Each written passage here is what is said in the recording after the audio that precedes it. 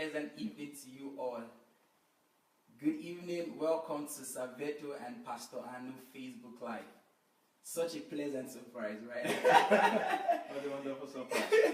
You know, we come live every Thursday, and because today is such a monumental day. That's right. And it's a monumental day, not because of the day itself, but because of the wonderful personality that we have in this day, and life that is live with us on our show today. Yeah. We are talking of no other person, but the most charismatic man we've ever met, the most intelligent of his generation. He's trying to, why we use his generation is because he's trying to raise some of us to be smarter. And that is his pride. That's right. So we have with us an intellectual, a philosopher, a thinker, an author of so many books. This is a man who is going to write over 5,000 books. Can you imagine? Yeah. And he's also a transformation strategist. Yeah. Transformation strategist. That's right. Why some people will want to argue that transformation strategist is what he would want to be, but what he has done is called national transformation. Okay. He's done it as a template, and is spreading that same template to other countries around the world. Okay. And just recently, he announced that he will be in the country called Nigeria. Nigeria, our country. He will start to make his impact felt and then spread to the rest of Africa. And I'm sure you cannot wait. You know who we are talking about, but we will give him time to talk to you. So make welcome on our show today, Pastor Dr. Sandey Adelaja. Thank you so much, sir. Thank you so much. It's such a honor to have you around, sir. Okay. Thank you so much. When we came to your place, before coming, because we have the show every Thursday, and so we were like, we're going to be here on Thursday, and we'll definitely give it a shot to have you on our Facebook live show. And thank you so much, sir, for being true at heart. Thank you for standing for a cause and not flinching back based on people's perception of you and what they have to say. Thank you so much, sir, for being the frontliner and for setting a model, one whose rhetorics aligns with his practice. And we thank you so much, sir. And it's such a honor, guys. Well, I think as you join us, because we have just an hour, so we want to maximize it. You see, you rarely have opportunities like this. These are privileged opportunities. And what we're going to be doing today is that we're going to be throwing questions. Well, a wise man once said that when you have opportunities to sit down with erudites and with wise people, you don't talk too much. Any opportunity you have is to give them questions. And so, guys, instead of saying welcome to Pastor Anu, all of that, we're not going to do that today, because we want to go straight to tap into the plethora of wisdom that we know that Dr. Sandey possesses. Yes. So we'll be taking your questions, some of those which you may have currently, or as the show goes on. Don't be scared to drop it in the chat box. Pastor Sandey is always open to answer questions, albeit questions with purpose. Yeah.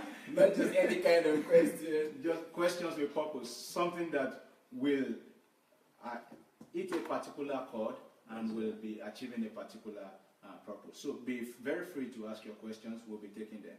Yeah. And before we continue, I think it's good if we tell all of our viewers watching right now to quickly share this link, share this video. As a matter of fact, you can invite everybody possible. I always say you can invite your friends, invite your families.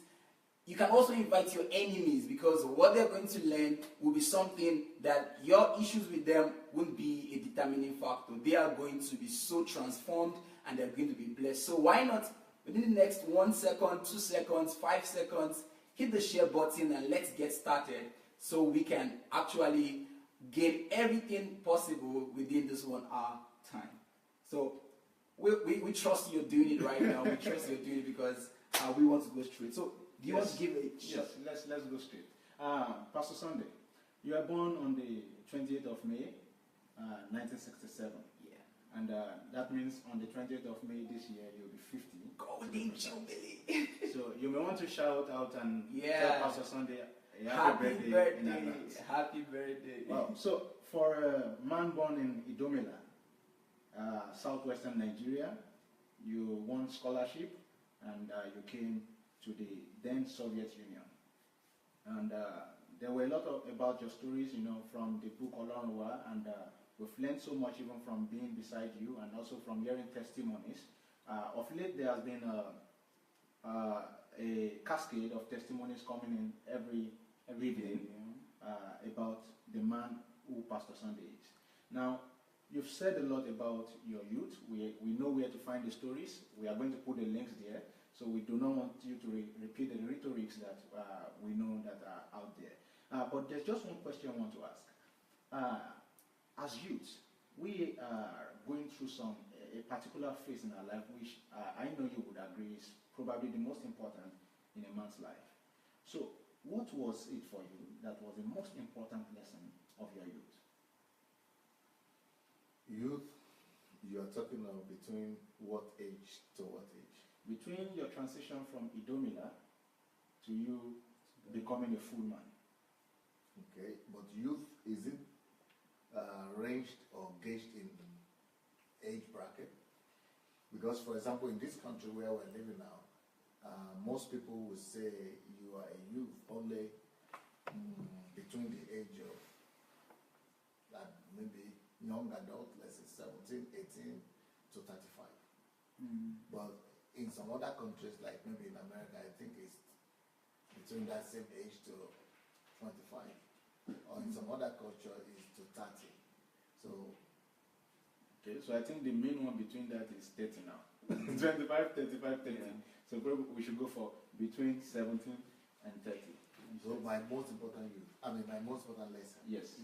Okay, my most important lesson at the age of, when I was a young man, between the age of 17 and 30, is the fact that I discovered one of the greatest revelations in my life, which is the fact that it is not destiny that determines the fate of an individual. I discovered that fatality and fatalism, or predestination, has been misunderstood. And from the culture that I'm coming from, I was growing up thinking that the people who are well off and who are wealthy, that God has blessed them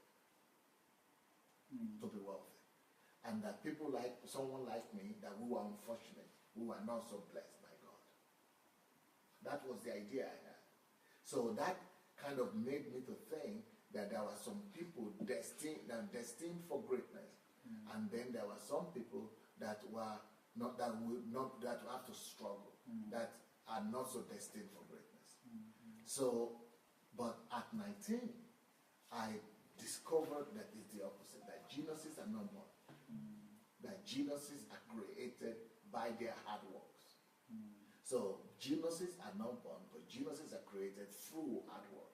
That anybody who work hard and be diligent enough to put in all the efforts can become anybody he wants to be or anything he wants to be.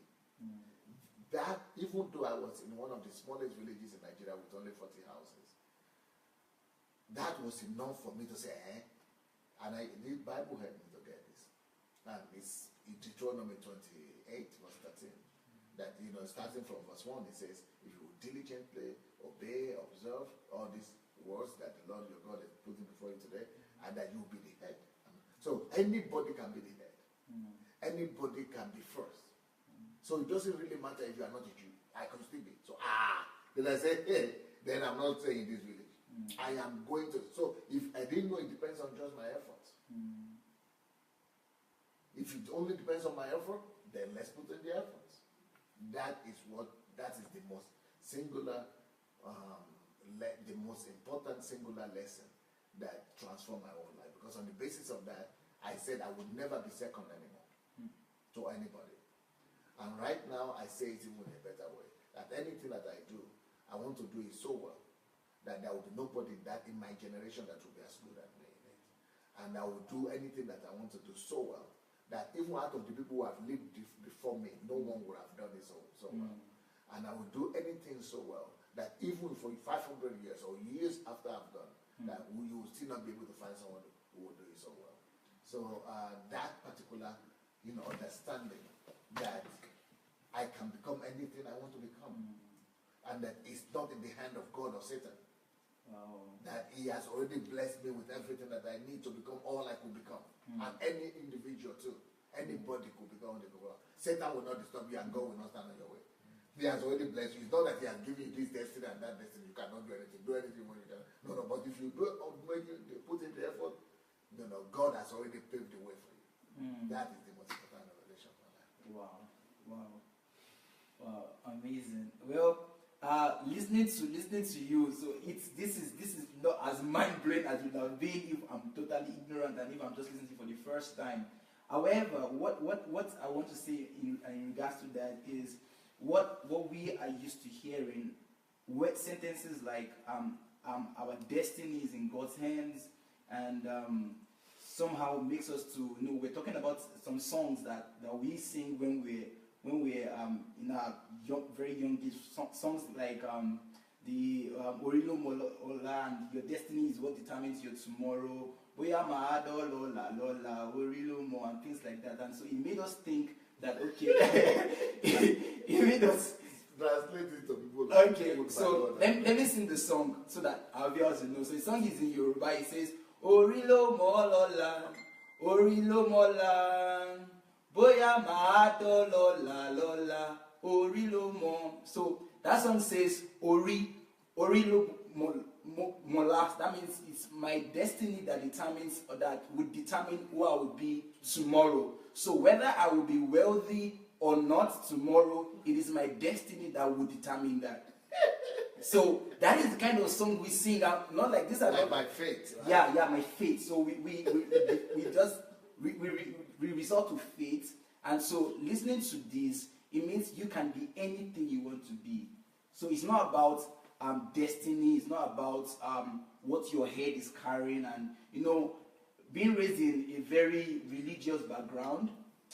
There is this idea that of people taking your destinies and exchanging destinies, and so your Irawo, so your star, and the person pass. I don't know. I think maybe you can address it something like that. I'm not familiar with the Irawo type. Like someone sees your destiny while you're young. Sees it?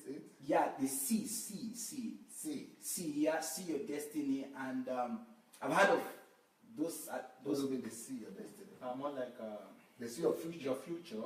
And then they can interfere with it. What do you have to say about it? Like, that I think this is the principal thing why a lot of us get spiritual in Africa. About life.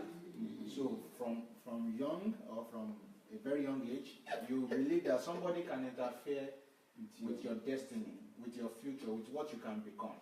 Are you serious? So we were trained to be secretive on that basis. Yeah, you have a goal. So you must not share your goal until you achieve it. Not because you are planning, but because the moment somebody knows about it, you are scared that they are going to interfere. I don't believe that. People still believe that today? Yeah. And there are many who believe that? Yes, sir. That people can interfere. Somebody can. As a matter of fact, many people are humble, not because they are humble, but because they don't know who to talk to now and offend. What do you mean offend?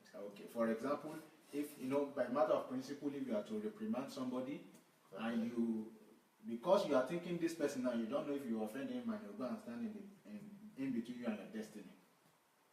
Okay. So that singular act, that singular thinking, that someone can stand in between you spiritually, and where you are meant to get to in life.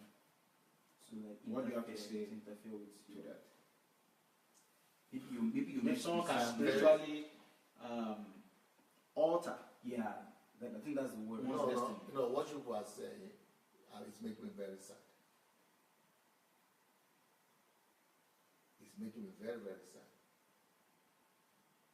And the way people are talking about it, as if not just you people talk about it, as if people, it's in general. You are talking to me right now as if I should have known about it, that everybody should know about it. Yeah, that's one of the that's one of the things. prayer points. So which means it's a prayer point. The prayer point. So this is everywhere. Touch my destiny and It's die. making It's a me prayer point. very, very sad and grieved. Sad, aggrieved and offended. What you are talking about is insulting Calvary. It's insulting the sacrifice of our Lord Jesus Christ. What you are talking about is making non-entity of redemption. You people are actually stepping on, you are insulting God and slapping him. But by even saying this and conceiving it and even contemplating it. Now, if it has gone to the extent that even in church they will pray about this, then I'm done. I'm totally done. I feel right now like we should just close down those churches. I feel we should just scatter. Let everybody go and do their thing. They are not doing church. That is not church. Because you cannot make God, who gives destiny to somebody, to make him to be so weak. Don't do that to my God. I don't know the kind of God that you both believe in that country. I don't know the kind of God that you know. But the God that created that destiny, don't make him so weak. Don't reduce him so much as to thinking that he doesn't have the power to guide what he has created. Or to protect the destiny that he has set. He is God, by the way. And the person that I know that is weak, that could be manipulated or subjected to obedience, is Satan, not God. Yes, this kind of thing, this kind of stories could be common or prevalent with people who don't know the Lordship of Christ or the sacrifice of Christ or the redemption power of Christ. So people who don't know God, who are just left on their own. Yes, maybe anything will happen to them like that. It might be a possibility. But for you to be telling me that in churches people know these things, I even repeat it, or even believe, or even pray about it, it's an insult. It's an insult to God and to Calvary. It's, in fact, any Christian should never waste his time on such a privy or such a frivolous of thing like that. We should, even if they tell you that Satan, every Christian should be telling Satan, get out of my presence. I don't want to hear it. Rubbish. It is rubbish talk. And if you want me to expatiate on that, I'm going to expatiate on it. And I'm going to, but I want to hear the argument. Maybe what are they basing that on? What is it? Why should they even contemplate? Why is it that people who are Christians, who have common sense, who read the Bible, could not stop that kind of belief system? And I think many times, because we are all subject to who we follow and what we listen to, we are molded by what we are exposed to. So if the pastor comes up every time and say, Ogun Idile, that means familiar spiritual battles, and say there's somebody in your father's house, in your mother's house, who did so some 15 years ago. So because of that, there's a spiritual arrest on your glory. So we need you to pray now that God should release it. So they pray that prayer, first night vigil. Next month, they're having night of glory. So the people prayer begin point to is still believe there. Yeah, so as a matter of fact, at any small disappointment, people tend to believe. As a matter of fact, people tie disappointment, which could be just a natural phenomenon in life. Sometimes doors are locked so you can open the right one, but they begin to attach such to spiritual battle, to somebody undoing them from their father, son, or mother's So house. if you say that people talk about it, even pastors talk about it, then it means they are creating the atmosphere of vulnerability for the people. Yes. By talking about it, that there is a possibility like that, you are making people vulnerable. That's number one.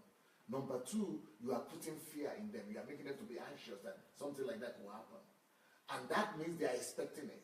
And whatever you expect is what you get. And whatever you believe in is what comes to pass in your life. So because the law of attraction, number one, and number two, fear opens the door for Satan to attack. So I think while we were talking, I'm thinking people will probably come up now with an argument to say, but pastor, but it happens. Yeah. It happens now.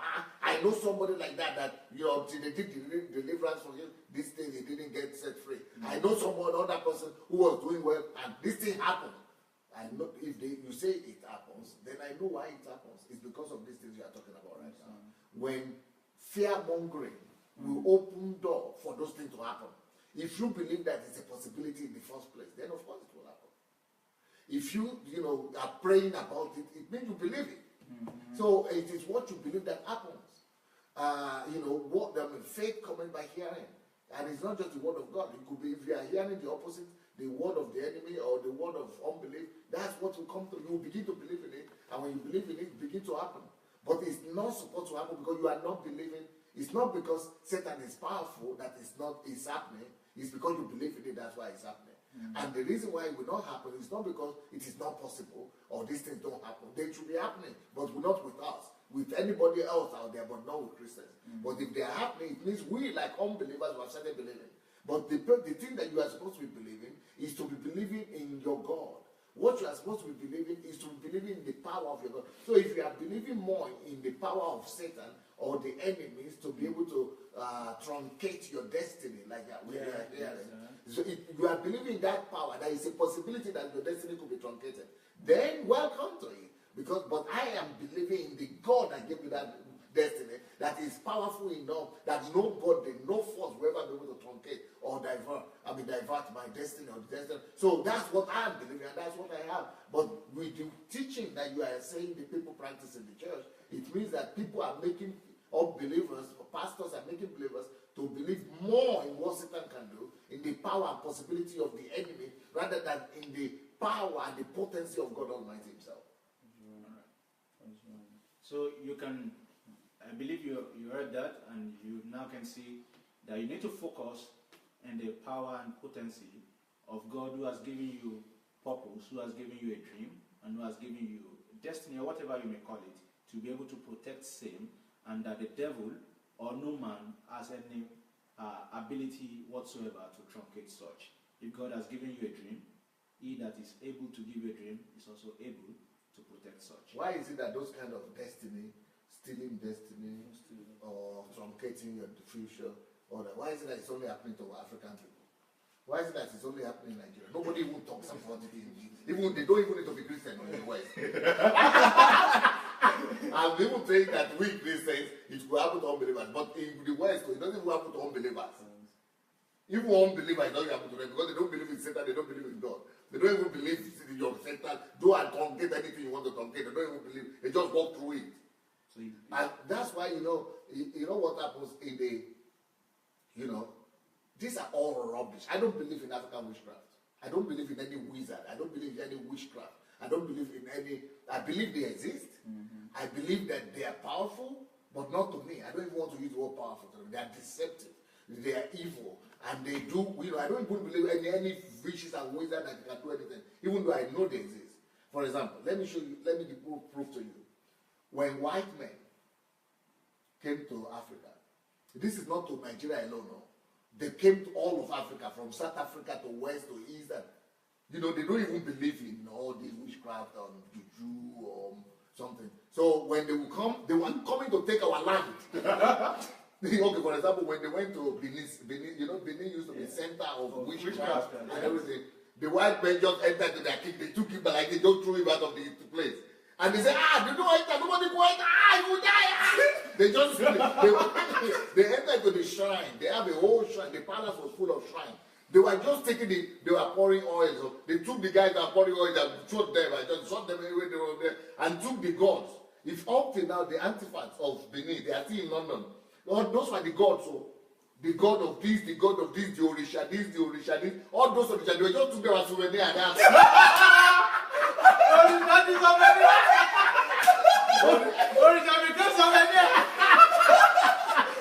They just all the oil they were pouring, all the oil they are pouring on the head, they just put the thing to wipe the thing off, and they all the jujus and all the witchcraft and all they thought it was just ashes. Wow. They just cleaned it, you know, and the whole thing happened, so nobody became paralyzed, nobody fall down, nobody died. The king became one. They dethroned him and deported him out of the place, out of his own palace.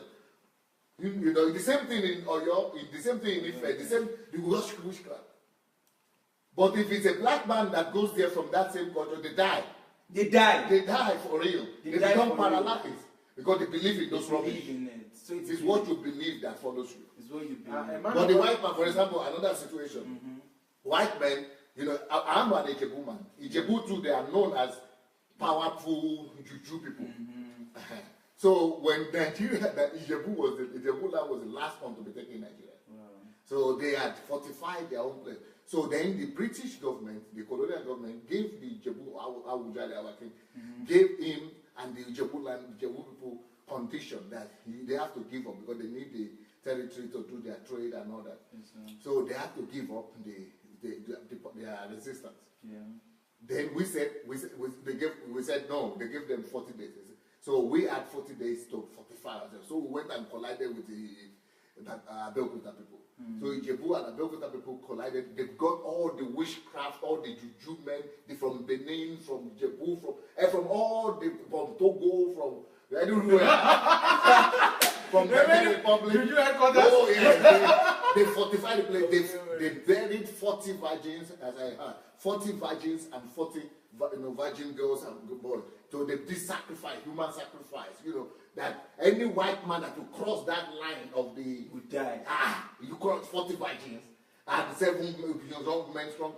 All the kind of, and then do what you. All the incantation you are calling. When the white man just came with himself, all the Nigerian people were saying, I will not go. We can see witchcraft there. Witchcraft. You go say, Hausa people, just come and call off the place. And then the Scandinavian, the people from Caribbean. The Caribbean black people also, and the Hausa Bible, because the Yorubas were saying they will not go because they are afraid of it, because they fear.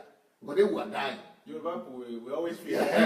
Because they were afraid of the witchcraft of the Ijebu because they knew they were sensing it. But when the white man just crossed it and said, you people just come, the Caribbeans and the people who don't even understand anything, they just came and just, when they fire, then our people just came up from the bush. And they said, in the name of, whatever, I shall go, in the name of saying, we call in the fire should not, they said, we are fortified. The guy, they just brought machine gun. He scatter everything.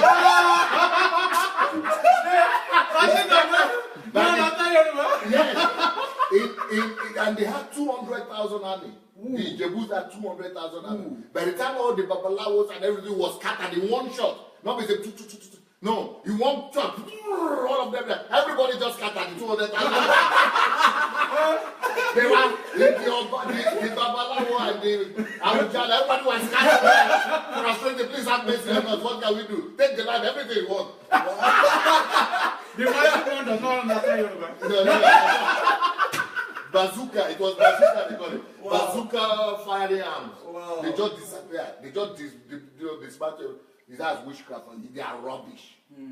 If African witchcraft have been so powerful, why were they all colonized? Yeah, true. That people don't believe in them. Because they don't believe in them. True.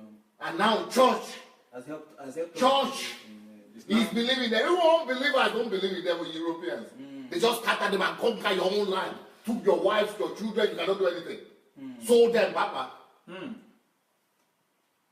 Went to your shrine, the biggest shrines in all of Africa, Calabao, Enugu, everywhere they went to all the shrines and took all of them as souvenirs. Artifacts.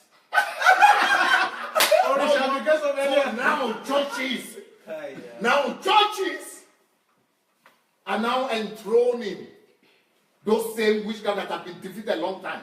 That should have been the proof for us to have thrown all of them away. That's true. I'm not even saying Christians now, okay,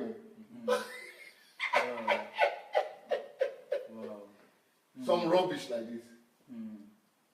Nobody should be talking about Satan and witchcraft at all. Nobody should be talking actually Satan any day in his life. You don't even have any need to mention Satan for your whole life. The only time I remember Satan is when I want to cast out demons. And don't even pray about Satan. I don't even talk about Satan. I don't even bind Satan. I don't have any business with him. He's defeated. That's all. That's what I walk in. He's under my feet. Yeah. Well, so Julian Goya, we welcome. So I'm not talking the small. Somebody saw. You saw your head, saw your destiny. That's all. I'm not talking about. I'm talking about the father who taught them, who bought them. That's right. Rubbish. Wow. Yeah. So Julie was asking, can anyone please share what the topic is?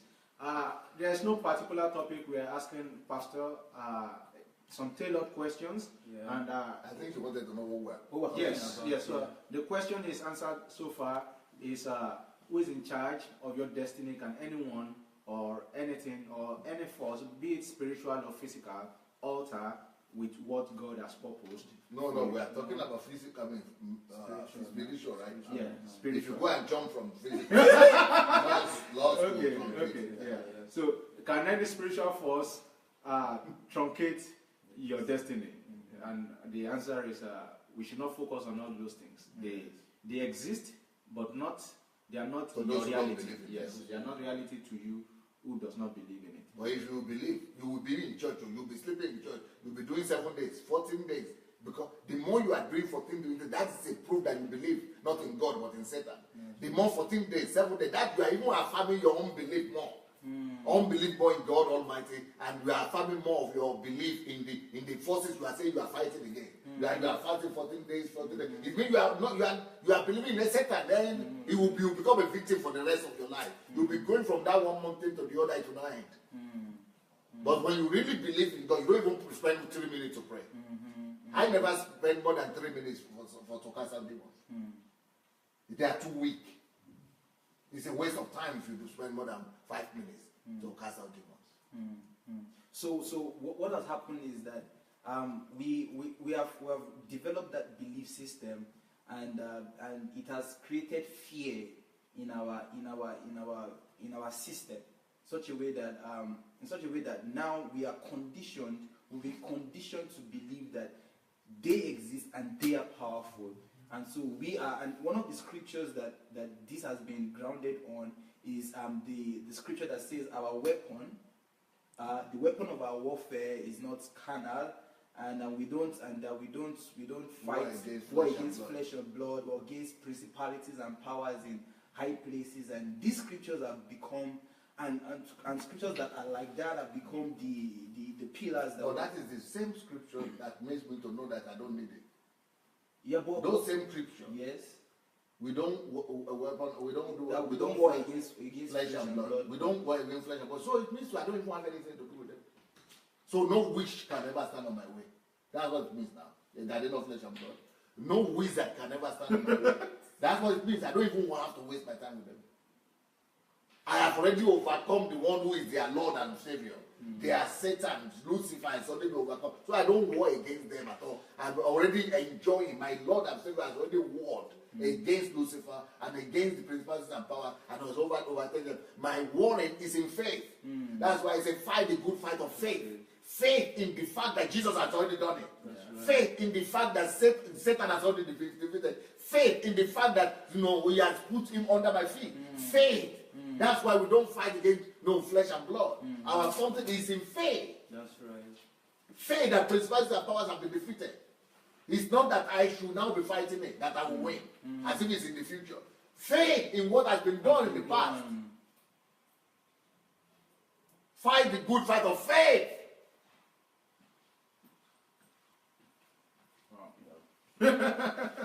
Well, our dear viewers, we are pretty sure that you guys have learned something just with this. You see, Pastor Sandey came alive.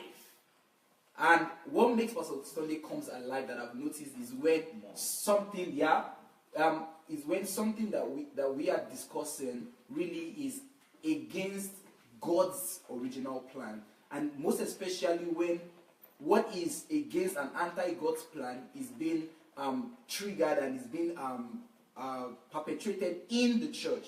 Why? Because it's okay if the world believes that these guys are powerful and then they truncate people's destinies. But when it is happening in the church, and then the church is the chief propagators of this error, then can you imagine there are some people who are pastors who are coming to speak to me on my program and say, Pastor, don't be talking about Nigeria transformation project like that. Just keep it quiet. Just keep it secret. Or maybe God protect us. It's only God that can protect. Yeah, so please, don't be talking about it. Please, may God look after you. May God protect you. We play the blood of Jesus. Rubbish. I'm just looking at them. I said, okay, thank you, sir. Thank you. Rubbish. So, Pastor, I want to give a follow-up question because we have other questions, but this is actually one. I just want to, because there are some viewers right now that are watching that they are Christians right now, they are believers, and some of them might have had personal experiences, either due to the fact that they were victims of the wrong message or whatever, and they can tell you that, sir, I have experienced this witchcraft. I've experienced these people really do things to the lives of maybe the members of my family. And so I want you to address those people right now. And what shift do they need right now? And what can you tell them? What is that thing that, now this is the truth. This is what you need. This is what you should think. This is what would help you to actually overcome those experiences. Definitely, those kind of things happen, and they will keep on happening. Yeah, as long as you keep on believing that it's a possibility, they will keep on happening. Not just to your children, to your family member, it will get to you too, sooner or later. Once you keep on believing that it's a possibility, I want to tell you that it's not that I'm not from Nigeria, and it's not that I've never experienced the powers of evil. I don't think there's any family that has experienced the power of evil like my family has experienced it. So I know firsthand what you're talking about. 3 prominent family members of ours in 6 months were wiped out. One of them was a professor. I mean, it was, if you've heard of, Adelaja, one of the foreign ministers of Nigeria during Babangida's one, Adelaja something, yeah, anyway, it's Adelaja was the foreign minister of Nigeria for like 10 years. He was my colleague, he was the colleague, he's still alive right now. He was a colleague of my brother. My senior brother, they were studying together. I mean, that one studied in England. My brother studied in Sorbonne, and they married Englishman. That one, both of them married English women. That one married an English woman, and my brother married Susan. And so they were colleagues in the university, and they were in the foreign minister before. They were in the foreign ministry before. We were working as head of department, and my brother was also a lecturer in the University of Ife. In the 70s. And then he was in the first set of the graduates of University of Nigeria, and he finished first class. Got scholarship to do masters and PhD in France and England. Anyway, so he came back to Nigeria, started lecturing. He was always on television. He was the editor of the Nigerian Today. He said they used to publish that for to give to our embassies. So he was very prominent, and he was a lecturer. Then there was the second one who was a woman, and it was even more well-to-do than this man, than the man. She was a business lady, a business tycoon, having one of the largest clothing and cloth materials in Ibadan. They were very big. And then there was the third one, who was also working in the Ministry of Economics and Statistics in the 70s, also graduate of the University of Ibadan, the Adelajas. So these people were the 3 of them were dead in 6 months. In exactly 6. One died first, then the second one on the way back from the burial of that one died. Then when it's 6 months after the death of the second one, the third one died. So those are the light in one family. So I know what witchcraft is. Our family was even haunted. Because people were thinking that it was my grandmother probably who was responsible for that. So we know what witchcraft is. But for me to now be talking like this, after we have suffered such from the hand of witchcraft, it means I have contacted superior knowledge. That's right. I have contacted superior knowledge. I have fortified myself with understanding. So that's why I'm saying that as long as you believe in the possibility, you make yourself vulnerable. Secondly, as long as you begin to fear and you continue to fear, that the forces have any power whatsoever, then you are still susceptible to the attack. But when you had the thing I just gave you a practical example now of white men who came to Nigeria and went to the to the shrine and everywhere to remove the crown from the head of the king and slap him up and down, and nothing happened because they don't and their country didn't fail. We are the one running to their country to go and eat now. So what I'm saying is that it's because of the belief system. Alter your belief system. Begin to believe in God Almighty, in the supremacy of God, in all the promises of God, rather than in all the stories of how powerful Satan is. Stop feeding yourself with how powerful Satan is, what he has done, who experienced, what was done. Why don't you feed yourself with what God has experienced, with what Jesus Christ has experienced, with what Christ has done? Why don't you feed yourself with, the promises of Christ? That greater is he who is in you than he that is in the world. That this is the victory that has overcome the world, even our faith.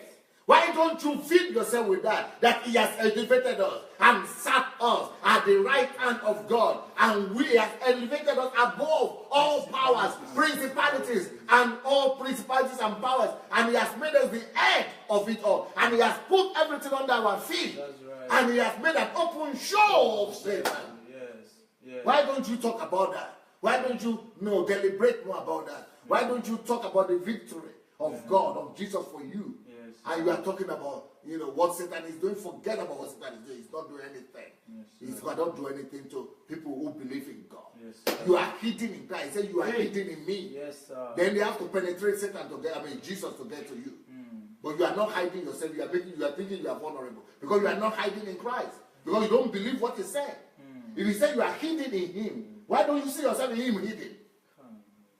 But because you don't see yourself hidden, then you are open up.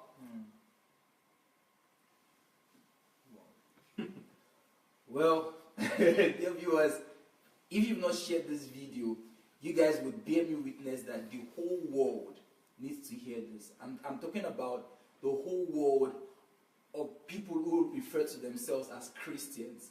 Why? Because what we're talking about here, I believe very few percentage of Christians have heard this in this manner. So what are you waiting for? If you've not shared this video, please go ahead right now and share the video. And if you've not invited your friends, what are you waiting for? Go ahead.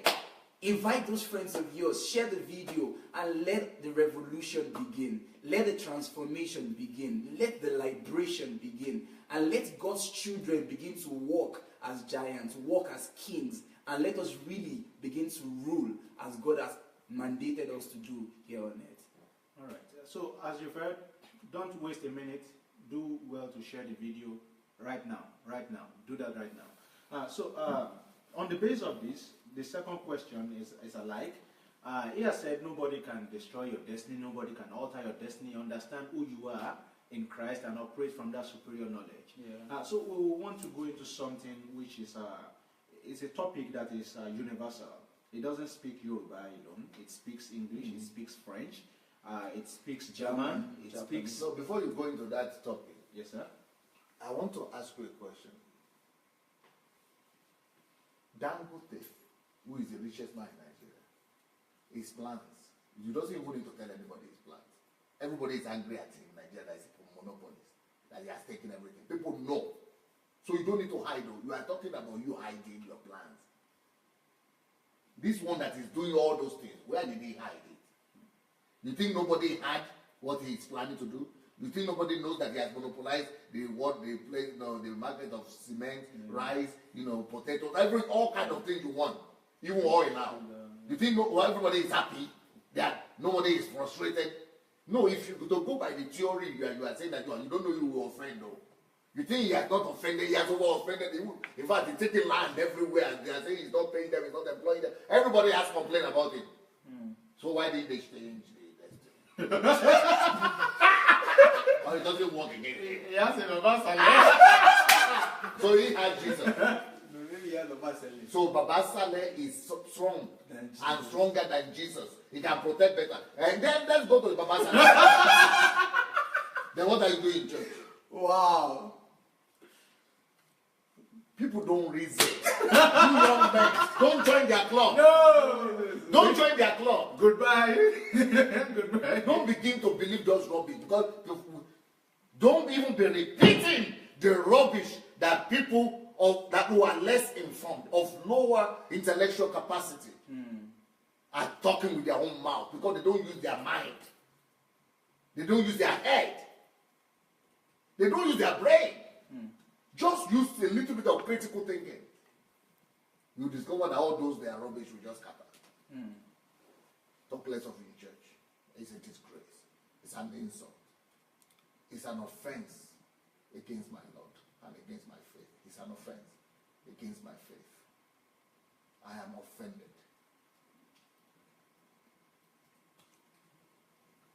Sila, we'll give you 1 minute to ruminate over that, so you can begin to make a decision. You can begin to make a decision now. To say, no, I'm not going to believe in all these things. I'm going to unlearn the gibberish and the rubbish that have been taught in time past. And to say, I'm going to believe in God and in myself. So, the next question we were going to ask, we said this question speaks every language that is possible on earth. As a matter of fact, even those who don't speak, those who cannot speak, they still speak this language. And people understand them clearly. This is not a language you need to learn. It's a, like we learn ABC. It has, in fact, no alphabet, unless one has to create that. It is a question of money. Money speaks every language. It speaks every language. Now, we have learned from you, sir, that in 9 months, you became a dollar millionaire. Yes, right. In 9 months. With a strategy in place. And don't forget, we introduced him as who? As several national. The one that built the strategy. Yeah, it's a transformation strategist. Good. Yes. So, applying the principle of transformation strategy, or transformational strategy, he became a dollar millionaire in 9 months. And another statistics shows that in 2 years, in less than 2 years, you produced $200 millionaires. Yes. Means you did not just become a millionaire, but you produced exactly after you. And that's what legends do. That's right. And before I used to say only 2 mothers gave birth to legends, but I think yours is the third one. Because if I used to say it was just Mary and my mother. But when I met you, I now discovered, oh, there's somebody else.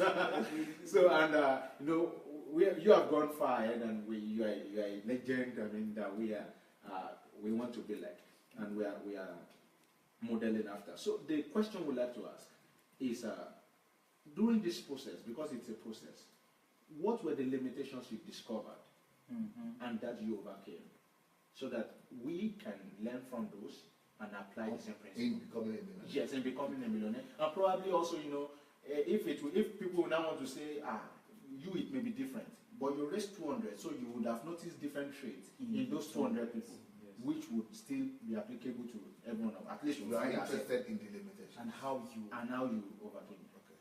The very first limitation in becoming a millionaire was because of ignorance. Either ignorance or misinformation.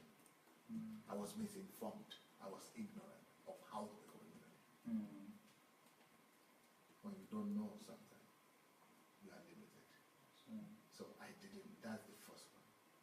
And the way to overcome that limitation is to get a hold of people who have done it before, people who know how to do it, and learn the principles.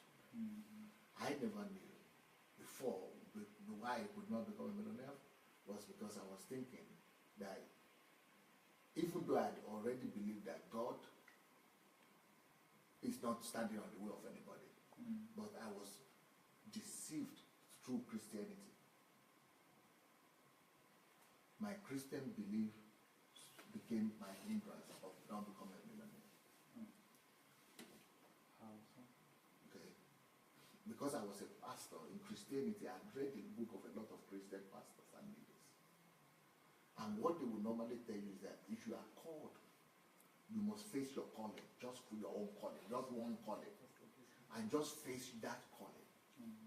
And what I've been taught is that, in fact, even pastors that are respected, men of God that are respected, they will always say, as soon as you begin to be distracted and go to another topic, apart from your own main calling, that they begin to give you examples of people who are falling, and people who are falling, that this one fell because either they are interested in money and something. So, as a Christian,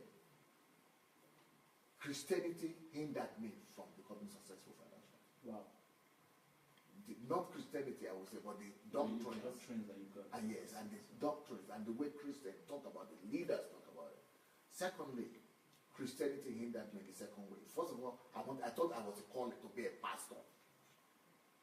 So any interest or any attempt to try to make money, I thought I was earning, and that this was going to make me to earn. That's what I was taught. But I was never taught that I could still become a pastor, be successful as a pastor, and be successful as a millionaire, and even become a billionaire, or even become a politician, or even become a media guru, or even become anybody that I want to become. I was never told that. People limited God to one dimension. They introduced one dimension of God to me, instead of introducing to me a comprehensive God, a total God, a complete God, not an incomplete God, not a limited God, not a God that is hindered, or not a God that is not capable to do all, not a God that is not multifaceted, but God is multifaceted. I've come to know that. God is comprehensive, God is unlimited, and God is versatile. But they didn't introduce me, they didn't preach to me this kind of God. They preached to me that only one you can have.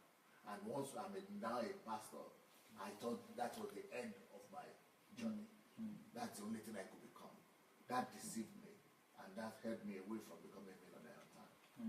The second thing that held me was how Christianity stood on my way to become successful, was that, not Christianity, sorry, but Christian teachings and preachings. Yeah, the doctrine. Yeah, the doctrines.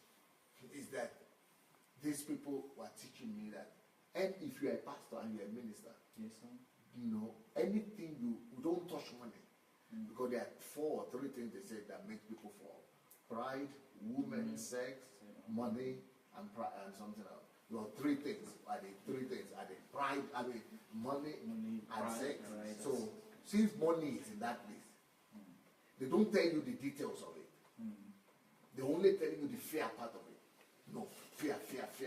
How many people are falling because of money? But they don't tell you how to navigate that, and how to subdue money itself so that you don't worship it. How to make money your own servant, they don't tell you. They make you to believe that you are the only one who can be servant of money. Nobody cannot become your servant. So because of that, I was staying away from it. That's another way. Yes, those are the hindrances, the biggest hindrances. Then the third hindrance was that,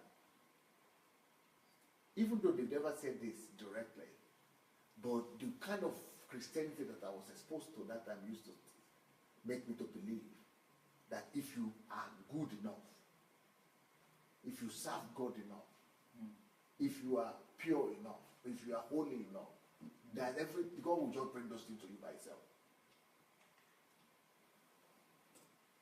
That was another hindrance.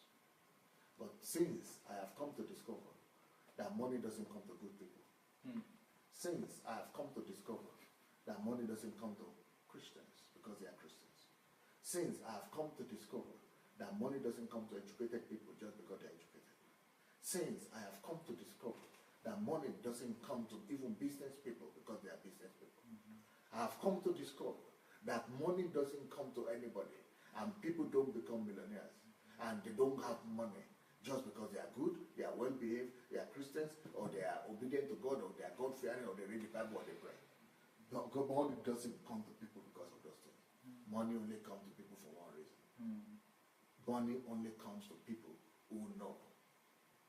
Those people who know the laws of money, and who know how to use those principles hindrance. Those are the general hindrances as a Christian. Now, after I had now gained the knowledge and I delivered myself from the Christian limitations, and I had now even started acquiring the knowledge.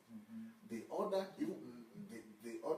hindrance, major hindrance after I started the process, that was inhibiting me from becoming a millionaire faster, was the fact that I didn't know what to do, what to invest the money in.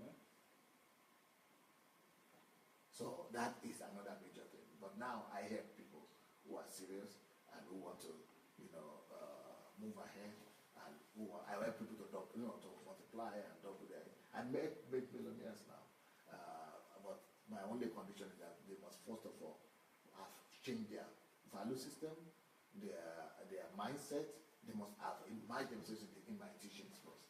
If they didn't follow my teachings, if they have not changed their value system, their paradigm, if they have not changed their value system and their inner content, if they are just ordinary Christians, I don't believe them.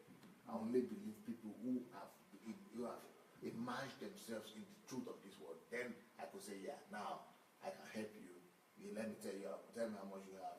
This is how much we could do with it in a month, and in 3 years we can make you a millionaire as a result of whatever, or 1 year or 2 years, depending on what you are, for you are following the laws. So I think the first thing is, today's pastor will not be able to talk so much about this. Not number one because of time. Number two because he has materials, not one, materials on this. So you can go on Amazon and just type Sandey Adelaja. Anything you see that looks like finance, just pick it up. How to build a secured financial future. Money won't make you rich. You can get all of those. The lost years. How to regain your lost years. I mean, Working for Uncle Sam. there are quite a lot. Stop working for Uncle Sam. Become Quite a wealthy lot. without tears. Yes. How to become wealthy without tears. How to become wealthy without tears. Yeah. So do well to get all of these materials. And also on YouTube, he has financial series that close to maybe 40 hours of teaching. Sunday at 70 hours of financial teaching. And you can get it on his YouTube page. That's Sandey Adelaja Official. Sandey Adelaja Official on YouTube. You can go and check those videos. You can just check money series or financial series, and you see it, and it's going to help every one of us. You know, there are men who, when you just talk the least about them, it will sound as though you are flattering. But in the real sense, you've not even started talking about them at all. It will sound like flattering. I mean, this is a man who you cannot rightfully want to regain your mind. You decide that I want to regain my mind. And you go to listen to him 1 week. Not 1 year. No, 1 year. 1 year. 1 year. 1 week. Okay. So what? Anyway, Let's use first day to be losing my religiosity. yes. Let's second day be Try to understand who this person is. try to understand. Let the third one starting to fix the foundations. Yeah. You'll find out that in just 1 week, if you are not changed and you truly went to it, I will pay you for your time. That's right. It's impossible. Sit down. Listen. I'll pay you for your time. Now, do you still have one more question? Yeah, I think we should end because because of our time frame. We are So, well behind we schedule. have one. We can see about half an hour more. Oh, wow. Guys, have an hour more. Amazing. You guys are so blessed. The time is going too fast. Yeah, Yes, way too fast. Amazing. Wow, thank you. Some people want to protest here, but no. Now getting ready. We have. Okay, we are going to maximize it. Yes, Let's let's maximize it. So, sir, we want to ask this question about because we are students in Ukraine and we've been plagued with a mindset also that we can't get money here. I have experienced it, and I've seen a lot of people drop out of school because of financial constraints. and somehow we've been taught, or somehow I don't know where we got it from, that in Ukraine there is no work and you can only rely on your parents to get money across to you. Now I'm asking this question and I wish Ukraine students in Ukraine will watch this video. So how can students in Ukraine, what can we do to make financial and right now? I am paying people from Ukraine, students from Ukraine, $40,000 as salary every month. $40,000 every month to people in Ukraine who are students. I alone, $40,000 every single month is coming out of my pocket to people in Ukraine. I give them work to do. Some of them I give work to do to help me edit my book. Yes. There are some of them, one of them is sitting right here now, who is doing so well that he could even do twice a month. But if you do one book a month, you are getting $2,000. If you do twice a month, how much would that be? $4,000. So that's one kind of work. But there are many of those kind of work. There are about 20 of those who I'm working with.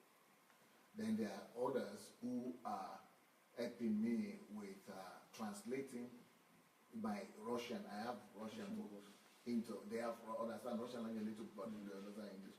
So they read it and just write it in English. They are also making at least $1,000 per book like that. No, maybe for 500. It depends on the size of the book. 500, 600, 700. But that's it. So we have a group of those. Then we have other people who are designing promotional. They are doing promotions on Facebook, all kind of social network, something, working, doing films, video films, and documentaries and things like that. That's another group of people. Then there is another group of people who are doing with my citations and my aphorisms and my quotations and things like that. That's another group of people. But those are smaller money. But at least, so in all, every month, I am paying $40,000 to students. And I'm sure if I am doing that, then there might be other people, other opportunities that are even there too. But there are even other opportunities like I spoke about, even applying the financial laws. Those also, there are other things that could be done about that too. Wow. So it means opportunities abound. Opportunities abound. If you want to know more on how you can make good use of this, I think you can DM us. Although we'll be collecting agency fees. We'll collect agency fee. Yeah, so I think we should take one more question. The next question. And the next question is... I think I could ask it, right? Yeah, you can ask it. Yes, sir. So, Pastor, you are super passionate. And we had a discussion and you said that Nigeria would soon become the most treasured and envied nation of the world. And that communicates the kind of passion, and not just passion that is without direction or without purpose. Is what you know. Sometimes you tell people, because I listen to you and tell them, just pray that you are alive.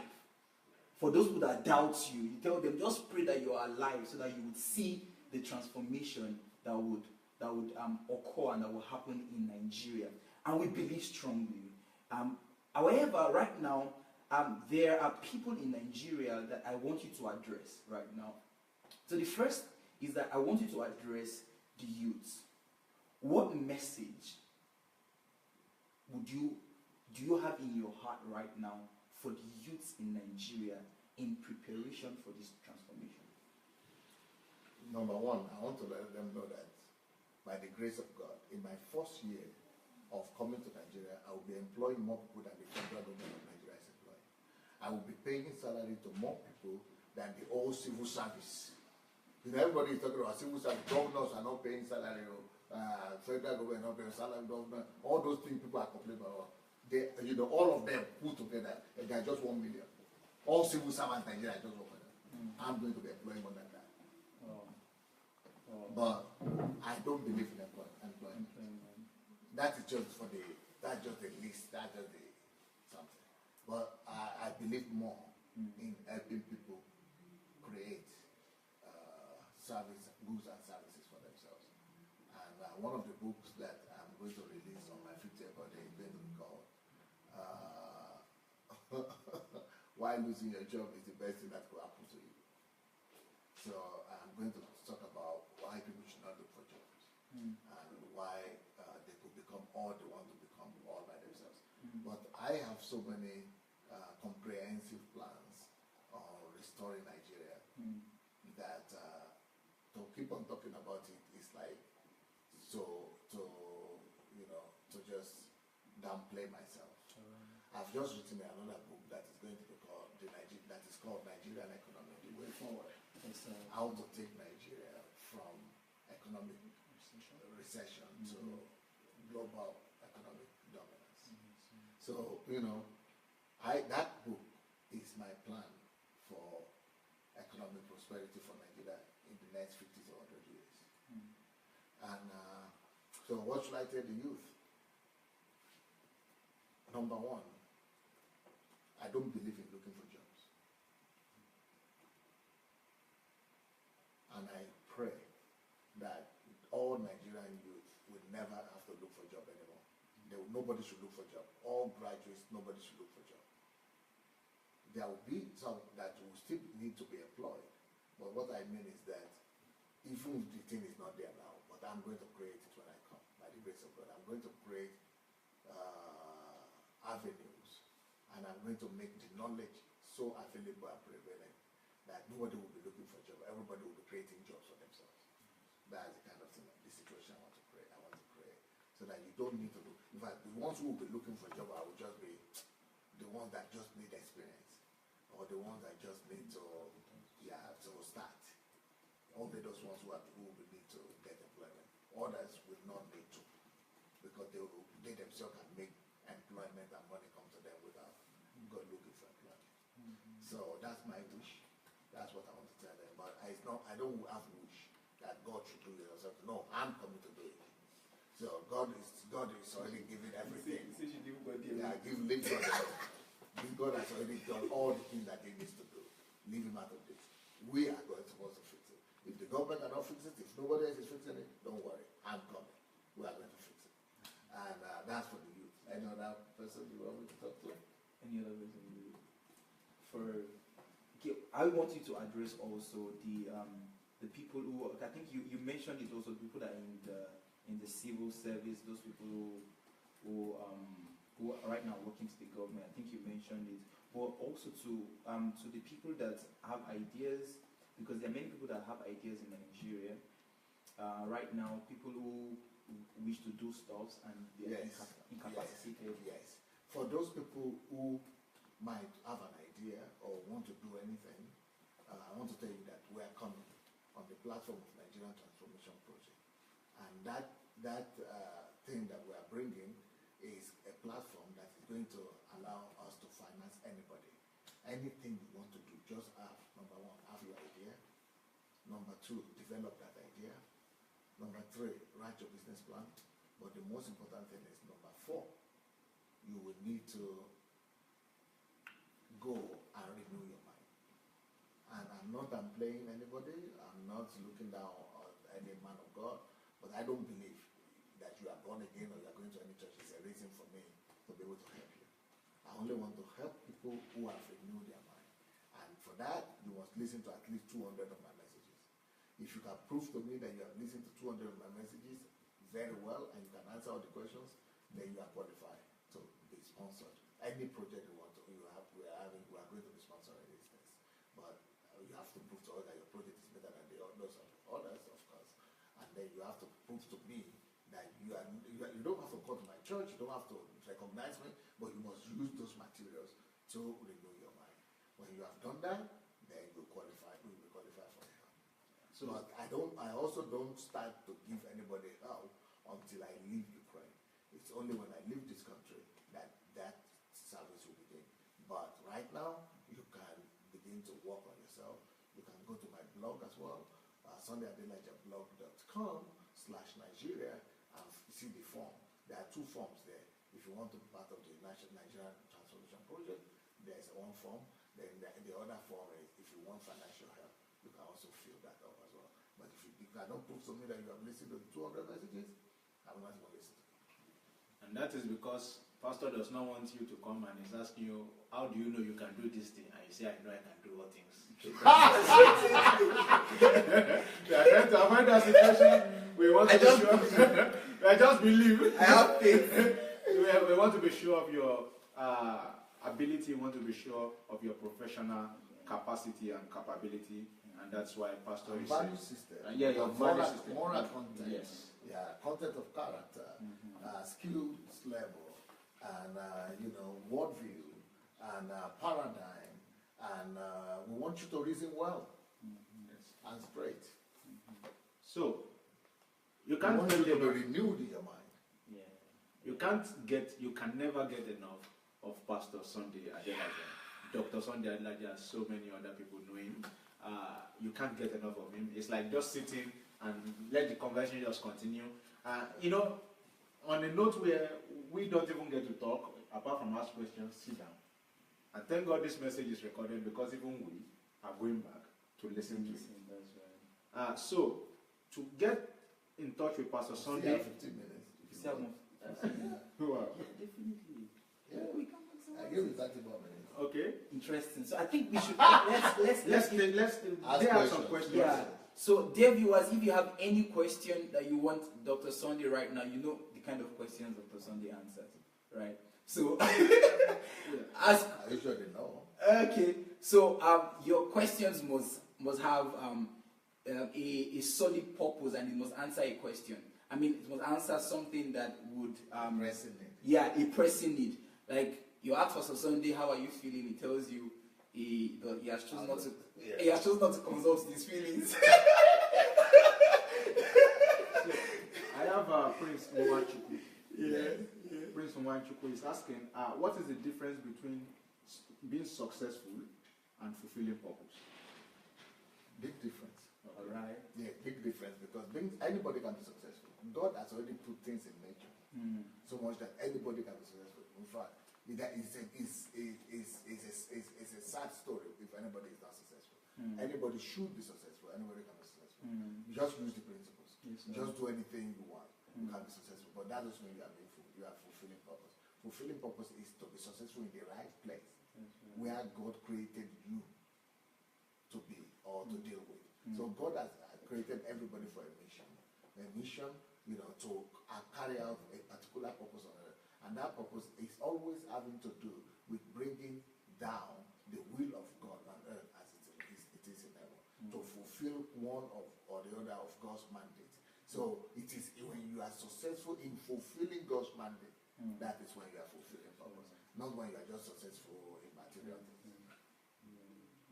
So it is the fulfilling of what God has called you to do that is fulfilling purpose, not just when you have. And that's the real success. Yes, That's that's when the you real are truly success. successful. Yes. I am of the opinion also that to be diseased doesn't mean to have organic lesion. Is it possible that one is fulfilling a wrong purpose because he discovered the wrong one? Maybe he believed wrongly and he's fulfilling what he believed in. Is there a way God will help him and know that ignorance, he did not really know, he's only fulfilling what he has understood? Yeah, I think God is going to credit anybody that is successful in anything, in the sense that God is going to acknowledge your effort. You've done something, you've put in effort for you to be successful in anything, but you will not get the credit because you are not doing what He wants you to do. No.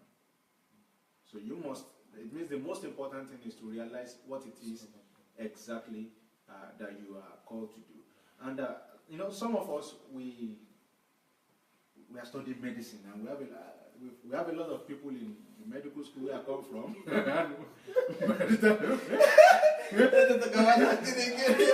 By the time we have good conversations with them, and sometimes I suspect myself too, we have good conversation with them, and you find out that what is it what are you doing? What brought you? What brought you here?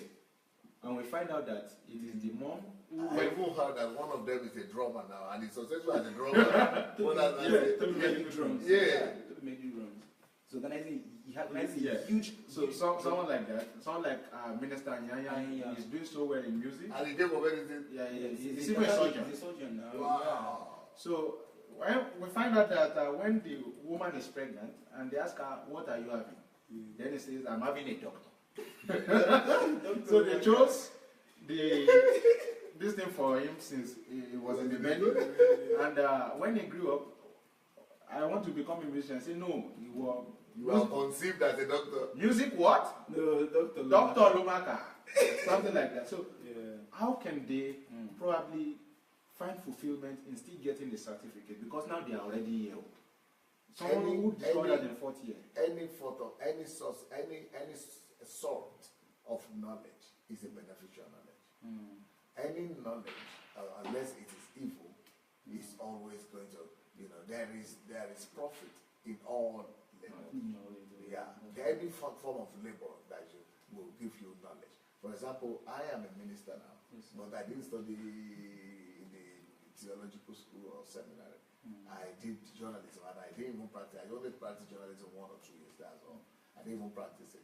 So it's but the knowledge you get in any area will still benefit you. And if you are going to keep on developing, because the problem with people is that they go to school to study, let's say, medicine, and after they get out of school, that is the end of their education. That is where the problem is. In my own case, when I got out of school, it was the beginning of my education. So if you will not stop learning and stop developing yourself in self-education, you will discover that no matter what you study, that will still help you to build on it as you are going to do self-education in other areas. For example, today now, I would say what I study in the university is only 5% of what I'm using now. And that 5% is not the knowledge. 5% is the discipline, the skills, the interaction, the experience of being in university. But not the knowledge is helping me now. Only 5%. Only 5% of what I have now is thanks to the university. Is what I got in the university. All of that are what I got after. So basically, to recap what you said, they should not consider their time in the university as a waste just because they discovered something else. Well, no, university is not for knowledge, basically. University is mostly for the discipline and for the stamina. So a university education, tertiary education, they are supposed to help you build discipline and while you are independent of your parents, when you are out of your house, to still be able to focus on completing a task. So that after university, you have that discipline throughout your life. Wow. That's number one. Number two, you have to pass in university. And that the most important thing that gives you is the discipline to be able to control yourself. When you want to go to class, you don't want to go to class, you have to do it. So the ability, so that after school in real life, you will still be able to put yourself under. You have the discipline to always put yourself and desire under and be able to discipline yourself to attain any goal you want. So that particular goal you are attaining by getting your diploma is just like an example, like a model. It's just like, something that you are using. It's just like a puzzle. You are setting a puzzle, but the purpose of the puzzle is not that you build that out. The puzzle, it's just for you to be able to learn the skills, to be able to think. So by the time you learn to think, it will now be that's what you need in university, not that particular thing you are doing. So university education is not for the particular subject or whatever they are teaching you. That's the knowledge part. But there are a lot of other aspects of skills that is university is meant for. So we've converted what should be a means to an end in Yeah. itself. It's a problem. Wow. Pastor mentioned when he was answering the question about success and I'm sorry, skill. before you continue, let me give you an example, for example, of my university. Yes, sir. I wake up 7 o'clock and my classes will start normally at 7:30 in the morning. So we'll go to classes 7:30 in the morning, and then we'll end by 2:30 exactly, 2:30 in the afternoon. But after 2:30, from 2:30 to 3, I will go and do my lunch and just go to Yeah, go and eat in the yeah. So by 3 o'clock, within that 30 minutes, I will be in the library, and for 6 years, I will go live in my home 7:30 in the morning, but from 3 to 9, and that's another 6 hours. I will be in the library, and I will vow I will not come out. I can only go to the restroom and toilet. Even if I feel like sleep, I will sleep there in the library. But so that discipline to be out on my feet from 7 o'clock in the morning till 9 o'clock at night, from Monday to Friday for 6 years. So how did that now help me as a pastor? How could that help me as a pastor? It is that discipline that when I now started my church, I felt led. I just remember the 6 hours I was spending in university for 6 years. I just said, but what was that? If I could do it in the library, why can't I do it before God? So I just determined that I would be praying 6 hours every day. And that is why by the end of 1 year of praying 6 hours one day, I will have 1,000 members, 1,000 people in my church in a year. That discipline, or that the school years and library taught me to stand in one place and be persistent and build it. Those university years built in me the stamina. That's another advantage. The ability to build in yourself the stamina. And the ability to be able to maintain focus, because that's what Isaac Newton says. That genius is the ability to maintain your focus on one particular goal, on one particular direction. So that's what university does for you. For 6 years, you maintain your focus in one particular direction. So that in life, when you can get that skill, you can be a genius everywhere else. Wow. Man, this is something about Dr. Sandei Adelaja is you always get more than you expect. More than you bargained for. You always come on, guys. If you doubt me, actually it comes live right now every evening by 6. It comes live every evening by 6 or by 7 and by 9. Right? Yeah. So it comes out by 7 for the DSA at 50 marathon, and it also comes out 1.5 hours time we're coming. Yeah, 1.5 hours time we're coming out, and also by 9 for questions. So if you doubt us, why not tune in? You could get times 2 today. So today you could get times 3. Yeah, you get this session 7 o'clock. You get another session and 9, and then after writing me a message, you lied to me. Yeah, I know I don't believe you. This man is not real because. Or go to YouTube. Or go to YouTube. Yeah, you could go to YouTube. His YouTube channel is Sandei Adelaja Official, and you could see a plethora of messages. You see it. If you want to be drunk with wisdom and understanding, you will get it there. And also his Facebook page, Dr. Sandei Adelaja. You could go there right now, and or maybe after this live broadcast, and like the page, because if you like the page, then you'll be opportune to get to see what is when he comes live, and many of his articles that he has on sundayadelajablog.com. And also, I want to prescribe a book. No, I'm a doctor, so we prescribe. So I want to prescribe a book to you to help you discover your purpose. And that was why he was explaining success and fulfillment in life. And that book is Who Am I? Why Am I Here?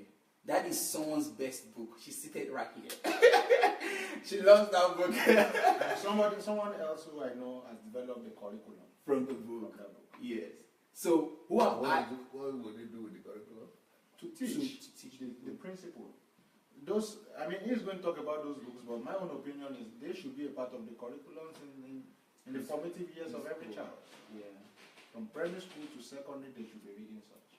So what he's going to I subscribe to that. We're saying to him that many of his books should be in schools right now, starting from primary school, secondary school, even to higher institutions. These are books that would help your mind, that will produce the genius in you and make you become relevant to the environment and to the society at large. However, guys, we are blown away, and we have to.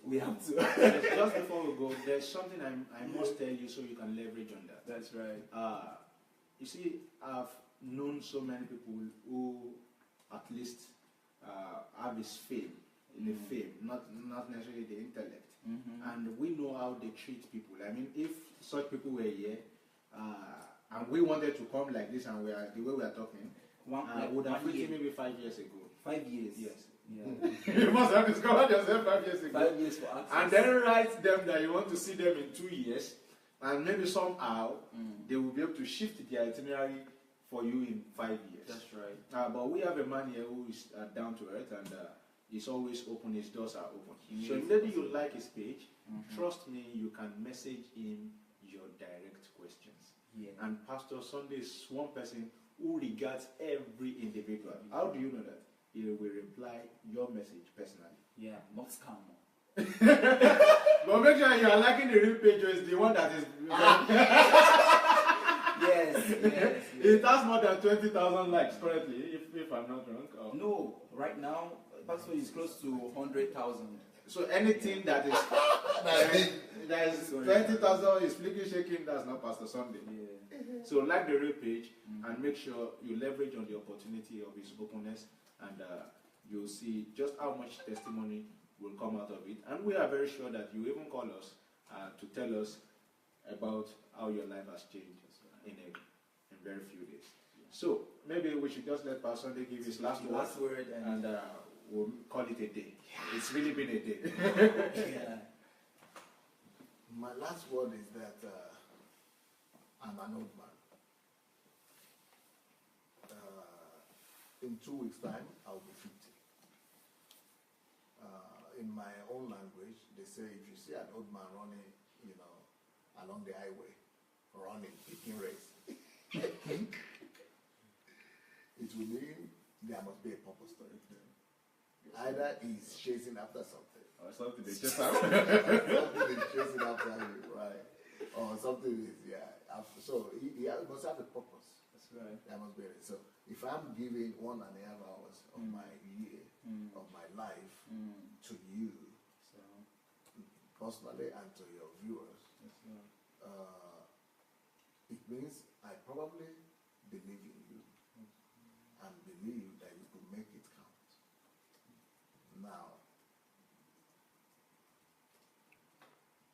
I've only succeeded in answering a few questions, but I don't want to just impress you or people. What you all could do for me is to go sit down with those messages, with those answers, and dissect them, and get the spirit of the word I have spoken.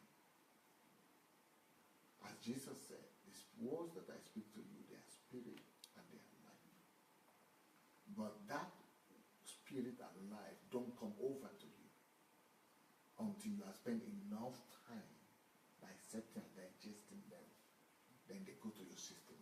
If the word about never being afraid of Satan or never being concerned for anybody truncating your destiny, if that word will become flesh in you, we have just succeeded in raising up another Pastor Sandey. You will disregard, you will just walk in high places of the earth till the end of your days. But if you just listen today and say, I don't have to have had it, it's okay, it was a nice word, great word, But if that doesn't make the word become flesh, it was a great message. Maybe one time I listen again one time. I didn't mention that, but it was good. I got it. Understanding alone, the knowledge you get, is not what makes the word to become flesh. It's not what makes the spirit and life of the word to become yours. It takes a kind of diligent study, meditation. Do everything you need to do to make sure that you listen, even if you need to listen for 100 times. But if those truths we spoke about will become life, and the spirit of the word will quicken you, you will never become a victim. That's just concerning that one question. Same thing concerning finances, and same thing concerning the other question of answer. You will become a prince on the earth. Not just by listening to 100 messages, at least by making one. Because the word of God said they are full of life and grace.